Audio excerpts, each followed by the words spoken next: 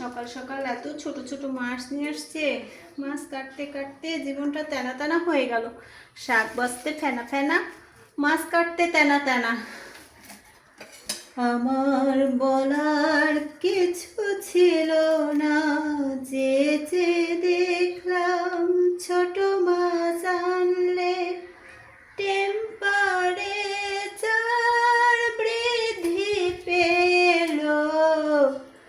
একটা কাজ করি, 4 জনের জন্য 4টা মাছ হলে যথেষ্ট। 4 জনের জন্য 4টা মাছ বেছে নিই। বাকিগুলা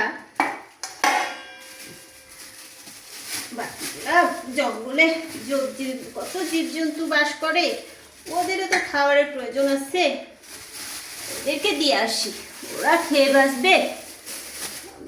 অত বেশি খেতে হয় না, মানুষের অত বেশি খেলে মোটা হয়ে যায় আর সংসারে উন্নতি হয় না। বাবু, তুমি কিন্তু কিচ্ছু দেখোনি, ঠিক আছে? ঠিক আছে মা।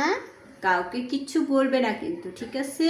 ঠিক আছে মা। অত বেশি খেতে হয় না, বেশি খেলে সংসারে উন্নতিও হয় না, আর হচ্ছে